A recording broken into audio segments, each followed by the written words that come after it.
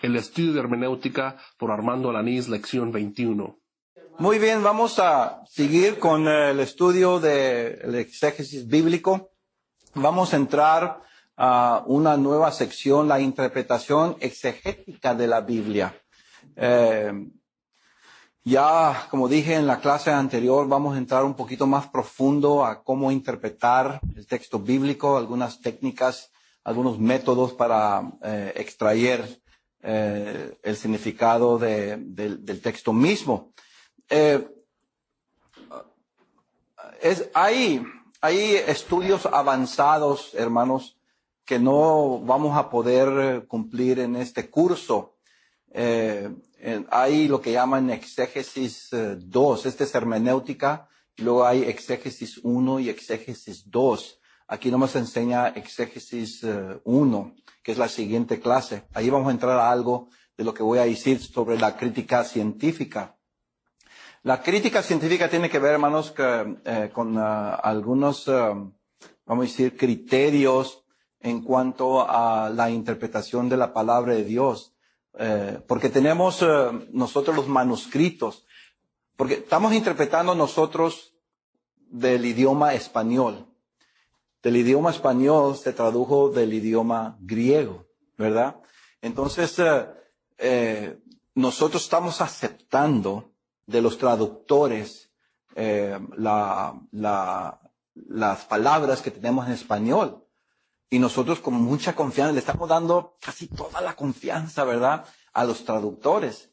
En lo que llaman la crítica científica, lo que me concierne a mí es que muchos no sabemos que las traducciones son dinámicas.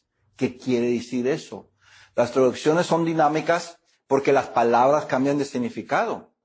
Por eso las versiones Reina Valera del 1500, 1600, las palabras que se usan ahí a la revisión, porque la que tenemos nosotros es una revisión Reina Valera 1960, ya se hizo otra revisión 1995 y parece que hay otra revisión Reina Valera del año 2000.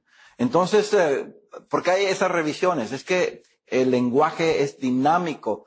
Los que traducen, ¿verdad?, están usando palabras de un idioma y dándolo al español, pero como el español cambia su significado, también tienen que entonces adaptar lo del tiempo, ¿verdad?, que hay estos cambios dinámicos de palabras.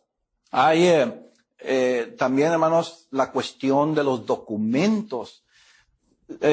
Les digo esto porque lo que estamos nosotros aprendiendo aquí, lo básico, les animo que de una manera u otra sigan estudiando este método exegético de interpretar la Biblia. Porque además de la dinámica de palabras, tenemos también la dinámica del texto mismo. Todos sabemos que hay una obra autográfica. La obra autográfica es la copia, la carta original. Pablo escribió una carta con su propia mano autográfica. Eso es lo que se le llama ¿qué? La carta autográfica. Luego se hicieron ¿qué? Copias. Y luego se hicieron ¿qué?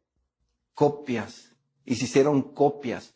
No es nada raro, hermanos, ver en los manuscritos hasta lo que se le llaman 6 o 7 borradores. Déjeme explicar para que entendamos este concepto y tengamos una perspectiva de la crítica textual. Aquí está un manuscrito, el alejandrino, vamos a decir, el Aleph. El Aleph y alejandrino son dos manuscritos muy, muy antiguos del siglo IV y V. Entonces, si uno va hojeando por ahí, ve una palabra media borrada y se pregunta por qué está media borrada y las otras están bien claritas. Bueno, hay sistemas que yo conozco bien, he visto cómo se utiliza, donde toman una luz y se ve que debajo de una palabra está escrita otra palabra. Y luego hay químicos, ya casi no usan los químicos, donde se echaba ahí y salían otras palabras. 8 digo 6 o 7 borradores, quiere decir que se va hasta el original, donde ven, ya aquí ya no hay nada, otras palabras, y ven la primer palabra escrita ahí. Y luego esa se borró y se le puso otra arriba, se borró esa y se le puso otra arriba, se borró esa y se le puso otra arriba. Hay ciencia para eso. Ahora, aquí estamos nosotros, hermanos, con textos que son dispuestos a las manos humanas y al ambiente del tiempo. En cuanto a las manos humanas, pues yo creo que los que hacían las copias eran personas sinceras, hicieron un trabajo magnífico, pero hay borradores. ¿Por qué puso aquí la palabra Hois en lugar de la palabra Hos? Hos y Theos y Hos. Pues yo prefiero Theos. ¿Pero por qué? Si uno va más abajo es la palabra Hos. Un Dios o Dios. Y acá es el Dios. ¿Por qué se puso esta y originalmente no era así? Hay muchas razones. Pero el punto es que muchas veces cuando se está haciendo un corrector, porque hubo un borrador, se borró algo, no sé. Estaba allí a lo mejor estaba allí de tanto que Erasmo o Tertuliano o Bernabé o Orígenes, tanto que usaron ese manuscrito así con la mano, ¿verdad? ¿Qué pasa? Las manos tienen aceite y ¿qué pasa? Se borran las cosas y tanto uso después. Esta Biblia, hermanos, mía es nueva. Han de ver la que usé desde 1972. Es un manuscrito, dicen. Ya está bien deteriorada. Muchas cosas se están borrando. Bueno, los manuscritos fueron de la misma manera. Y alguien tuvieron que poner ahí lo que parecía mejor. Y luego el ambiente, hermanos, ¿qué hace al papel? También, ¿verdad? El manejo, el ambiente, hace todo eso. Ahora, nosotros estamos depositando toda nuestra confianza en aquellos eruditos que estudian los textos científicamente para determinar qué es el texto, la palabra que tengo que traducir aquí. No únicamente su dinámica, pero también que sea lo más cerca posible a la original. ¿Ven? Todo eso, hermanos, es muy importante para interpretar la palabra de Dios. Lo que quiero decir es que nosotros estamos depositando mucha confianza en aquellos que hacen las traducciones, mucha confianza en aquellos que hacen los estudios críticos del texto mismo, ¿verdad? Literalmente hablando. Lo que vamos a ver en esta clase es cómo, a lo menos ver, hermanos, que es muy importante que yo tenga algo, lo más básico, algo simple para ver cómo puedo yo saber si esta palabra se usaba de esta manera en el primer siglo o cómo cambió el significado. Vamos a estar viendo eso. Es muy importante, hermanos, que yo no únicamente dé una interpretación del texto, pero entienda bien cómo se usaban las palabras en el primer siglo. Tengo que conocer bien qué parte tuvo la historia, qué parte tuvo la misma persona en la historia que se estaba escribiendo ahí. Porque sabemos que la Biblia es una narrativa, generalmente hablando, es una narrativa ¿qué? Histórica. Son documentos históricos. Por supuesto, para nosotros son mucho más que eso. Son documentos ¿qué? Sagrados, divinos, como ya acabamos de hablar. Pero son documentos, no deja de ser que son documentos ¿qué? Históricos. Tenemos que saber el aspecto histórico del escritor y cosas así para dar una buena interpretación. Entonces, lo que vamos a ver aquí, noten ustedes en la pantalla, bajo la interpretación exegética de la Biblia, la aplicación de la narrativa bíblica. La aplicación de la narrativa bíblica es lo que vamos a estar viendo. Y hay varios factores, hermanos, que vienen a influir a la narrativa bíblica que quiero que nosotros veamos en esta clase. Y creo que nos va a ayudar a entender mejor de esto, ¿verdad? De lo que acabamos de hablar en cuanto al texto mismo. Primero, vamos a ver, vamos a regresar aquí. Los factores de la historia actual. Ahí hay algunos puntos. Los factores de la historia actual. La historia es activa y no pasiva. Cuando hablamos de historia actual, ¿se refiere a qué? A historia activa. Después vamos a hablar de eso. La mayor parte de las escrituras fueron escritas al momento. Ahí hay algunos textos que vamos a regresar. Dios dirigió las palabras, las cuales se escribieron pronto, inmediatamente. Lo escrito es contemporáneo al escritor. Entonces, cuando hablamos nosotros, hermanos, de la historia actual, ¿a qué nos estamos refiriendo? Lo que la persona está experimentando a ese momento. Entonces, por ejemplo, hermanos, vimos ahí de Números capítulo 32, verso 2. Y quiero que vayan conmigo a Números.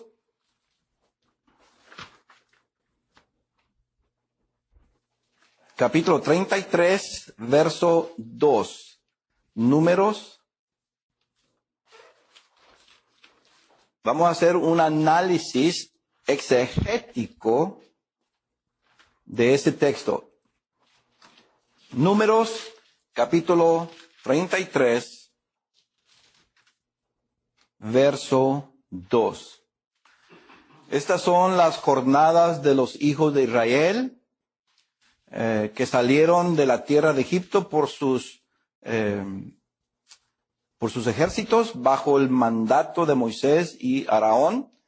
Y luego verso 2. Moisés escribió sus salidas conforme a sus jornadas por mandato ¿de quién?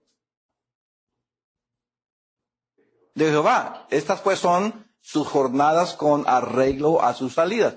¿Qué mandó Dios? Escribe estas jornadas. Entonces lo que tenemos aquí, hermanos, ¿qué estaba haciendo Moisés? Nosotros siempre estudiamos a Moisés que, bueno, salió de Egipto, estuvo como un año ahí en Horeb, ahí se dieron ciertas instrucciones y luego anduvo en el desierto. ¿Pero qué estaba haciendo Moisés? Escribiendo todo lo que está aconteciendo, hermanos, por mandato. Cuando hablamos de la narrativa actual, ¿nos referimos a qué? Que la persona al momento está escribiendo lo que él está experimentando. Tengan eso en mente. Historia actual, historia activa. El escritor ¿está qué? Escribiendo. También hablando, enseñando, pero escribiendo lo que él experimenta a ese momento. Dios, hermanos, al instante entonces dirige las palabras escritas y se espera que aquellos que fueron inspirados inmediatamente, lo más pronto posible, se escribiera eso. Noten Zacarías capítulo 7, verso 12. Zacarías capítulo 7, verso 12. ¿Ya llegaron a Zacarías? Ya mero. Okay. Zacarías capítulo 7. En el versículo 12, Zacarías, capítulo 7, verso 12.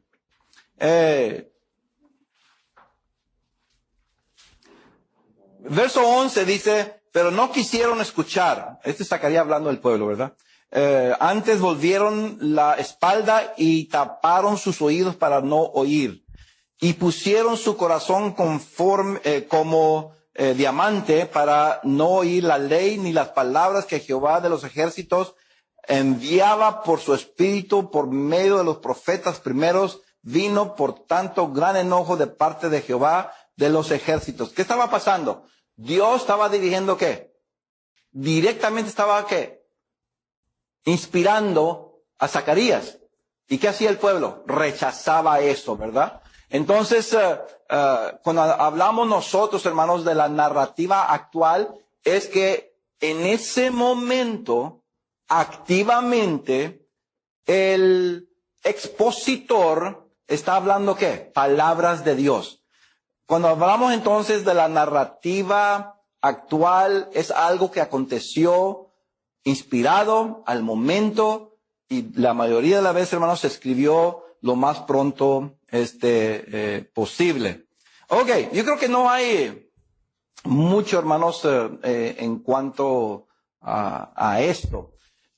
Lo que sí debemos de entender en cuanto a la narrativa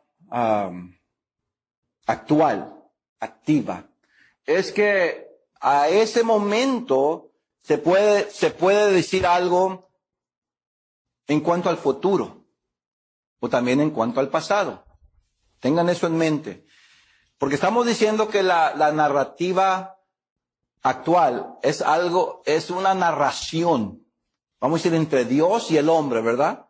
Al momento. Dios está hablando con el hombre a un momento. Eso es una narrativa actual. Puede ser esa narrativa activa al momento algo del pasado o puede ser algo del futuro. Mire, no tengo el texto aquí, lo iba a escribir, pero me acuerdo que está en el Evangelio según Juan. Si no estoy equivocado, noten conmigo en el capítulo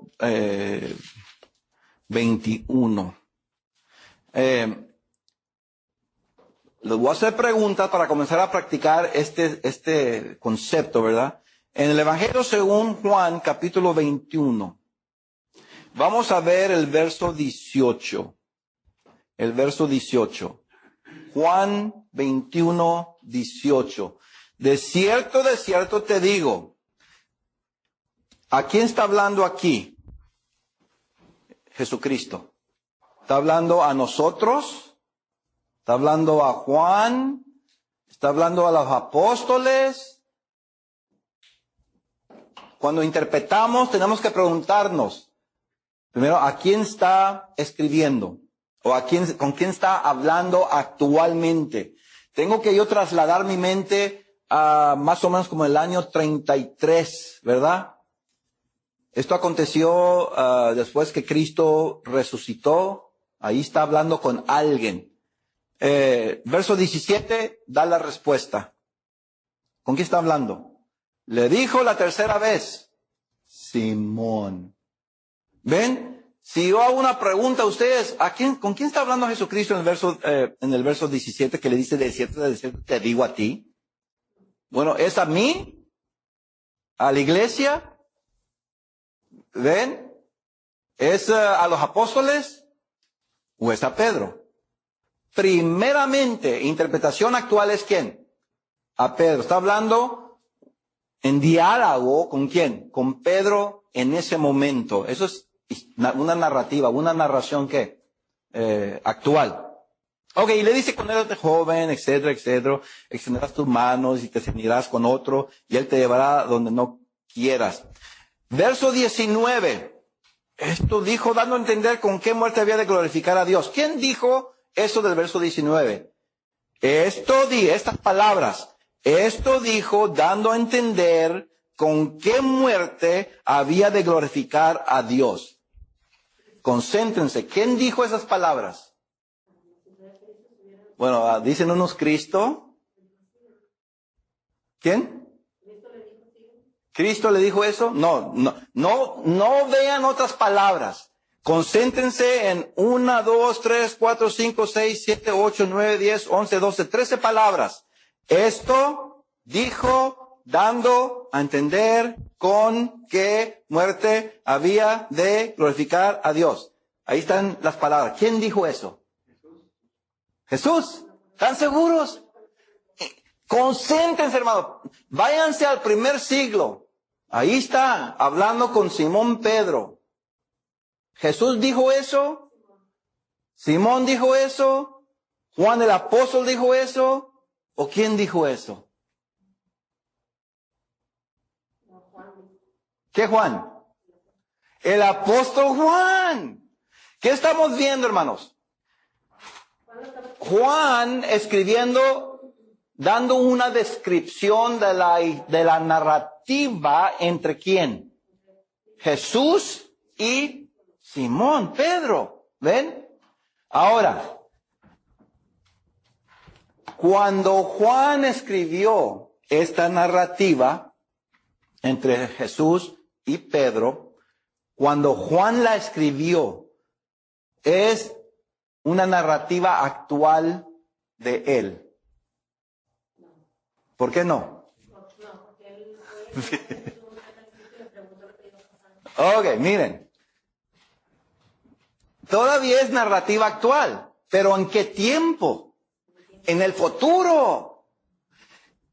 ¿Se acuerdan que les dije que este intercambio entre Jesucristo y Pedro aconteció más o menos en qué año? 33. ¿Cuándo se escribió el Evangelio según Juan? Como el año 80, 85. 50 años después, ahí está bien ancianito Juan escribiendo y dice todo esto, escribe de cierto.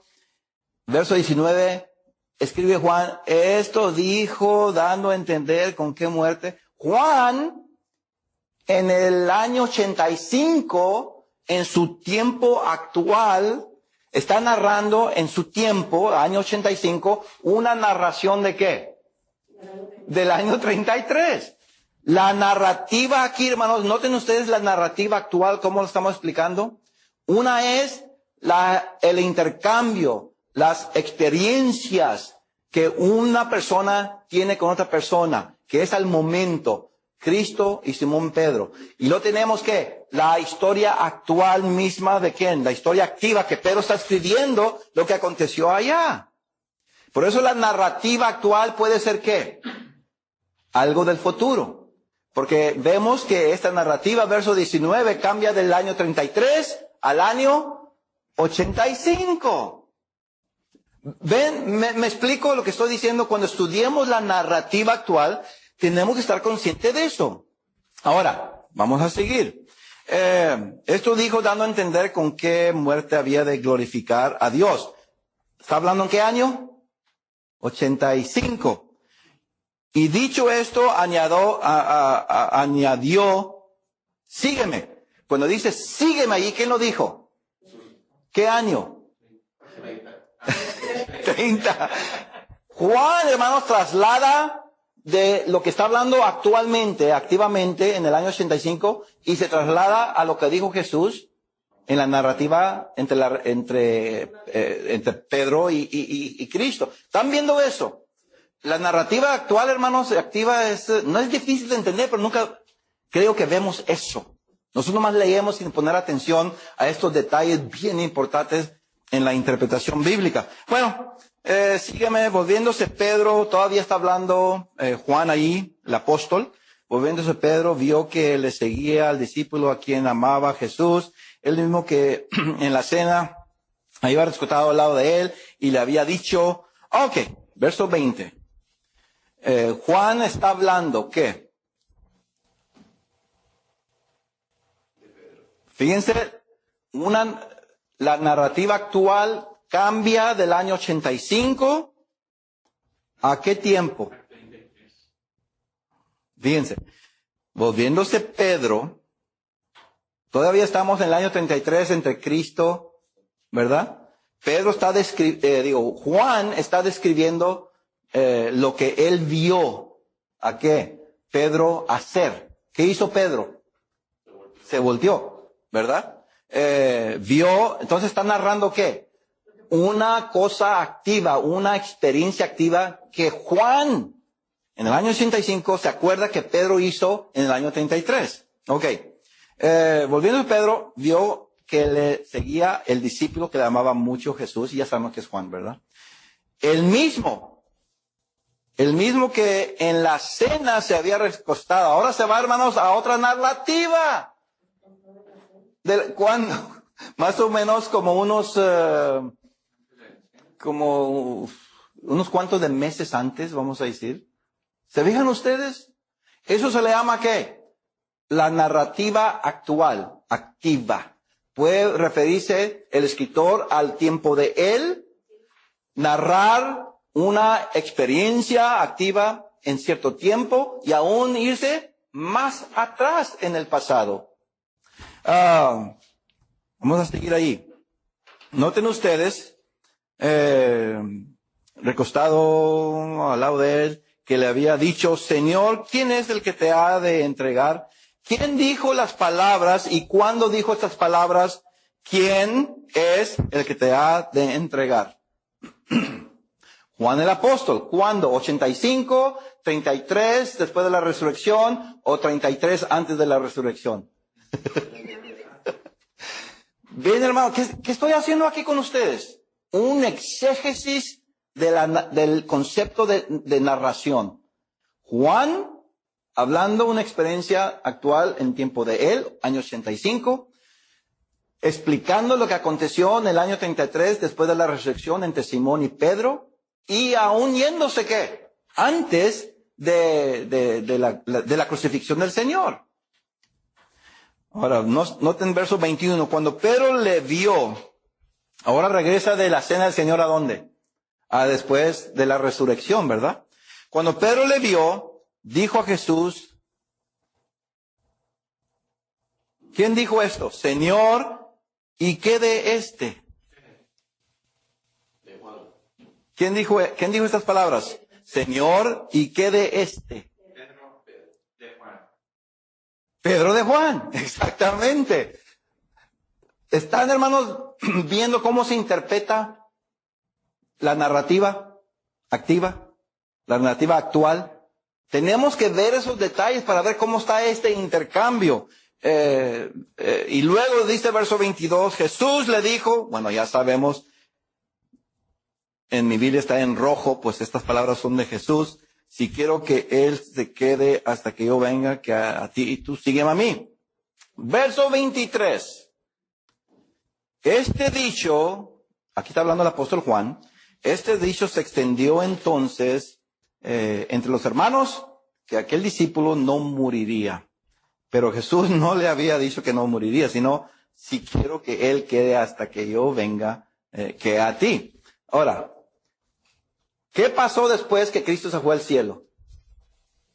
La narrativa. ¿De qué cambia la narrativa? Algo que aconteció, ¿qué? En el futuro. ¿Qué narrativa aconteció por algunos en el futuro? Después de la resurrección de Jesús, después que se fue al cielo. ¿Qué narrativa? Juan dice, ¿qué narrativa? ¿Qué se andaba divulgando? ¿Qué se andaba diciendo? No, otra vez. Noten, este dicho se extendió entonces entre los hermanos, que aquel discípulo no moriría, pero Jesús no le dijo que no moriría, sino, si quiero que él quede hasta que yo venga, que a ti. Este dicho,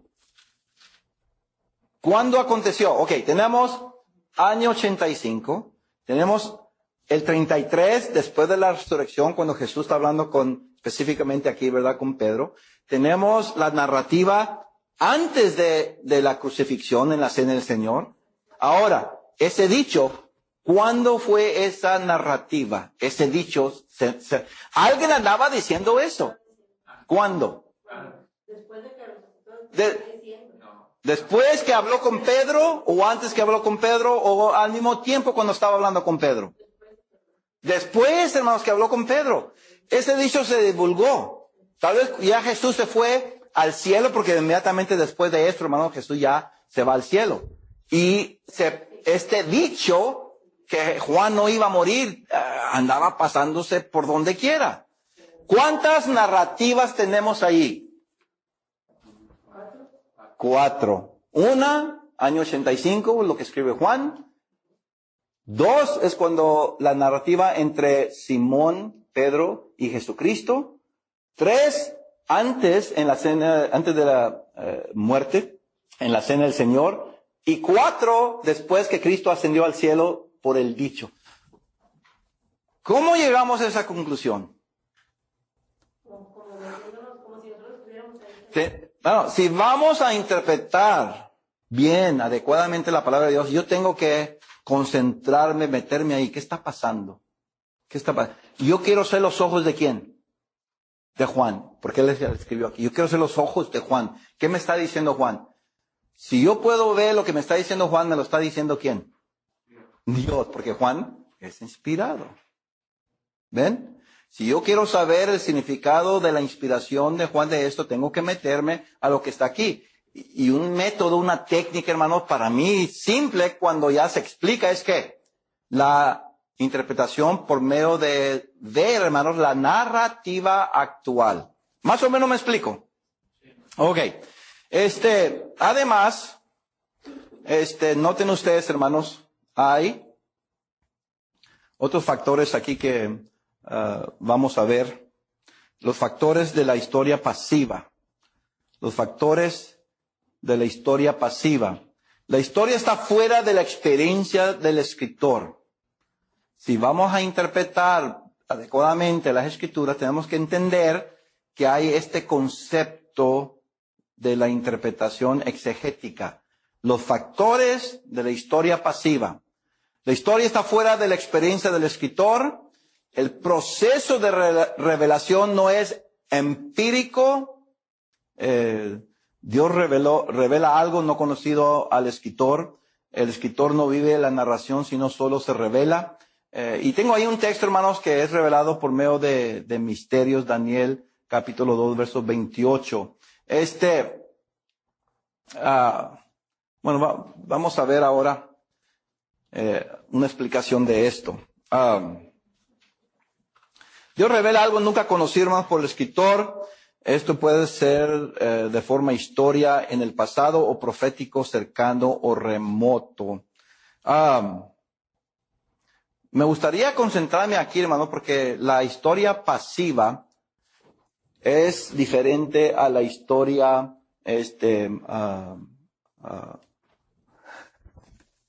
activa. La historia activa es que la persona experimenta ¿qué? La ocasión. Él está experimentando, él está viviendo en esa narrativa. ¿Ok? Es lo que acabamos de ver. En la narrativa pasiva, el escritor, hermanos, no experimentó esa historia que él escribe.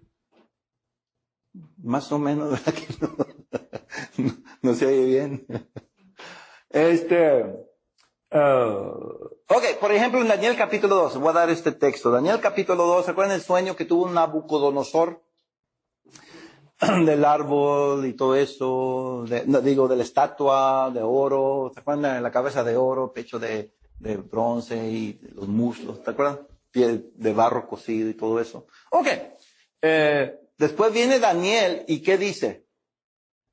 Fíjense la narrativa. Noten ustedes la narrativa. No vamos a ir a ese texto. Creo que todos lo conocemos bien.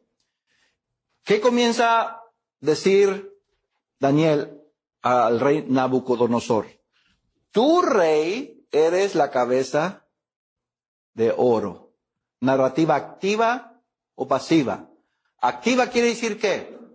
Que Daniel está experimentando lo que dice allí. Tú eres la cabeza de oro. Es activa. O Daniel no sabe nada del rey Nabucodonosor. Sí sabe. Entonces cuando él dice, tú eres esta cabeza de oro, Daniel está narrando algo que él experimentó porque ahí estaba y dice, tú eres el rey, te conozco. Yo he estado aquí, tú me trajiste de Jerusalén. Soy uno de los mayores aquí, ¿verdad? Para interpretar tus sueños y cosas así.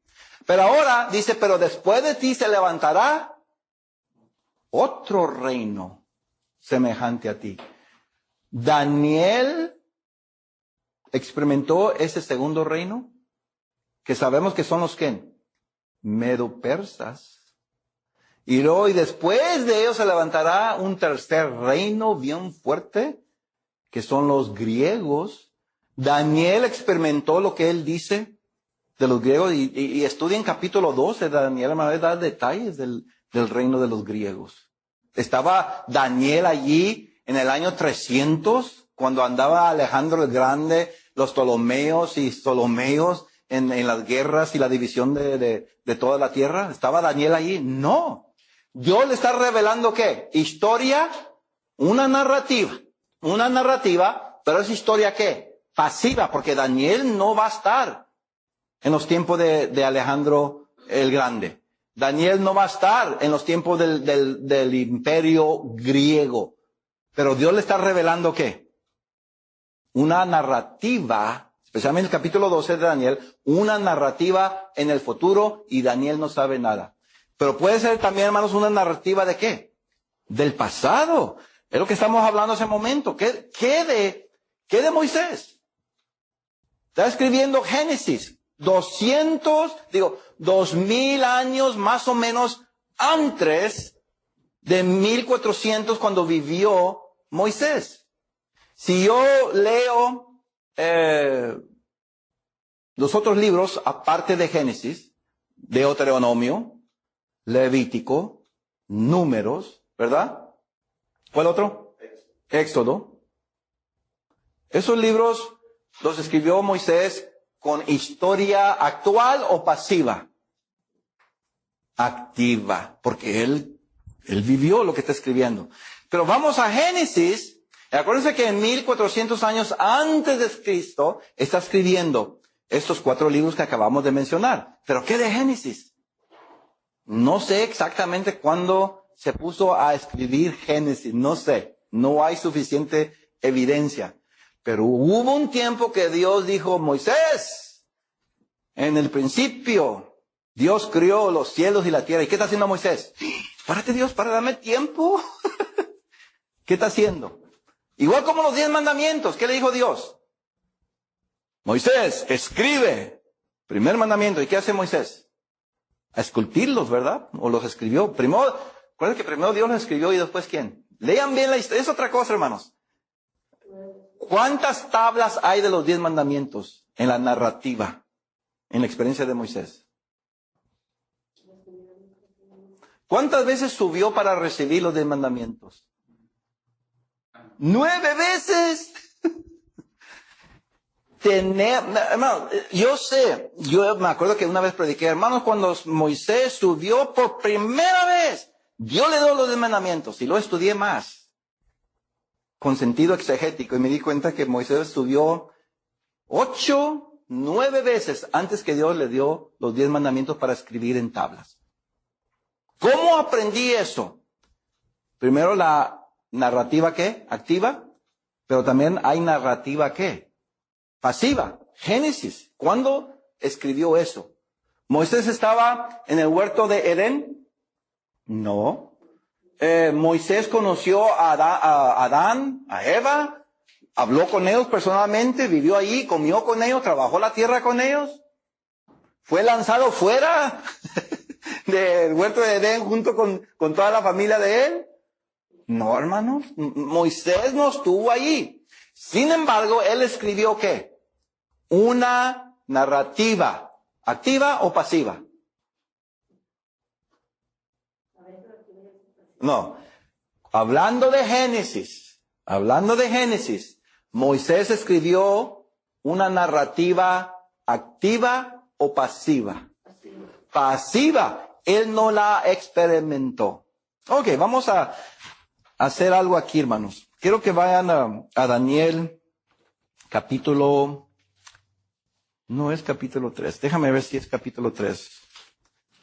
Daniel... ¿Dónde está? Capítulo 3.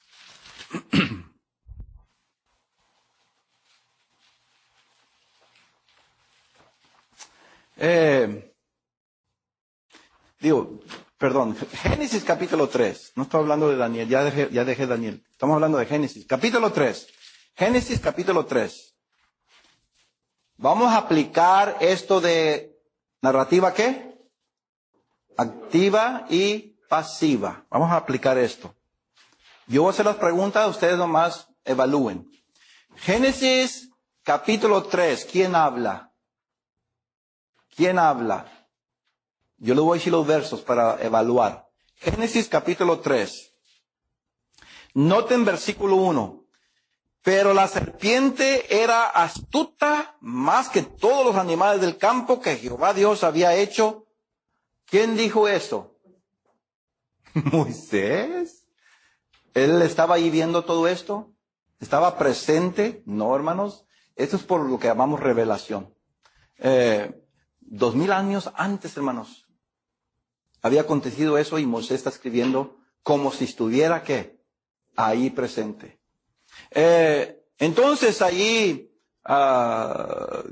Moisés habla, la cual dijo a la mujer, con que Dios ha dicho, no comáis de todo árbol del huerto. ¿Quién dice con que Dios ha dicho? ¿Cómo? Moisés dijo que la serpiente había dicho. Ok. Con que Dios ha dicho. La serpiente dijo eso. Noten ustedes, hermanos. La serpiente era astuta, más que todos los animales del campo que Jehová Dios había hecho, la cual dijo a la mujer, la serpiente dijo a la mujer, con que Dios ha dicho. ¿Quién dijo no comáis de todo árbol del huerto? Pero ¿quién citó eso? ¿Ven lo que estamos viendo ahí? ¿Qué estamos haciendo, hermano? ¿Un exégesis de qué? De la narrativa que Moisés está hablando en el año 1400, de una narrativa 2000 años antes de Moisés, ¿entre quién? Satanás y Eva. Ok. Vamos a ver, verso 2, ¿quién habla? Y la mujer respondió a la serpiente. ¿Quién dijo y la mujer respondió a la serpiente? Ok, Moisés. Del fruto de los árboles del huerto podemos comer, pero del fruto del árbol que está en medio del huerto dijo Dios, no comeréis de él ni lo tocaréis para que no muráis. Vamos a regresar. Verso 2, y la mujer respondió a la serpiente, del fruto del árbol del huerto podemos comer. ¿Quién dijo eso? Eva. Pero del árbol que está en medio del huerto dijo Dios. ¿Quién dijo no comeréis de él ni lo tocaréis para que no muráis? ¿Quién dijo eso? Dios. Miren, hermano, la pregunta es, ¿quién dijo esas palabras? Estamos haciendo un exégesis. ¿Quién dijo las palabras? ¿Quién dijo las palabras? No comeréis de él, ni la tocaréis, para que no muráis. ¿Quién dijo esas palabras? Dios. Cuando Eva las dice, ¿es de primera mano o segunda mano? A ver. Cuando las dijo Eva, ¿es de primera mano o de segunda mano? De primera porque Dios les dijo a ellos, Dios les dijo a Adán y a Eva que no podían comer de eso. No. Dios les dijo a ellos primero que no podían de eso. Bueno, sigue hablando Moisés, esta narrativa. Pero en la narrativa, cuando Eva está escuchando, no comas de ese árbol porque vas a morir. Cuando se lo dijo, cuando Eva escuchó eso, escuchó esas palabras de Adán, ¿se las dijo a ella o Eva las escuchó de primera mano? De segunda mano quiere decir que Adán se las enseñó. Hay muchos que dicen que Adán le enseñó, que dice aquí. ¿Ven, hermanos? ¿Qué estamos haciendo? Yo sé que hay esas interpretaciones. Adán le enseñó a Eva que no comiera de allí. Bueno, está bien. Posiblemente no hay ningún problema en eso. ¿Qué dice el texto en esta narrativa? Y la mujer respondió a la serpiente, del fruto del árbol del huerto podemos comer, pero el fruto del árbol que está en medio del huerto, del huerto dijo Dios. ¿Escuchó Eva esto? Dijo Dios, no comeréis del árbol ni tocaréis para que no muráis. Entonces la serpiente dijo a la mujer, no moriréis. Ok, bien hermanos, ¿qué está haciendo aquí Moisés? Está narrando una historia pasiva. Pero si vamos a la narrativa en el año 2000 antes de Moisés, vamos a decir que hace como 7000 años, o más de 4000 años antes de Cristo. estamos leyendo ahí esa narrativa entre la serpiente y Moisés, y Eva. Esa narrativa en cuanto a esos dos personajes es que activa o pasiva. Activa porque la están experimentando Satanás y Eva. Pero Moisés no está experimentando ¿qué? Esa narrativa no estuvo ahí. ¿Ven, hermanos, cómo se interpreta la narrativa activa y la narrativa pasiva? Más o menos me estoy explicando. Ok. Vamos a seguir esto, hermanos, en la siguiente clase, porque estamos hablando ya de algunas técnicas, de algunos puntos muy importantes, y yo voy a interpretar. Antes que yo dé una interpretación de un texto, yo tengo que ver ahí esa historia activa, quién está hablando, a quién se le dijo, y luego ya comienzo a dar ¿qué? Una interpretación, una conclusión, un comentario, ¿verdad? De lo que está ahí. Espero que después de esta técnica ya tenga una mejor manera, una base para dar una mejor interpretación. En la siguiente clase vamos a seguir, hermanos, con este punto de que trata aquí la Escritura en cuanto a las narrativas.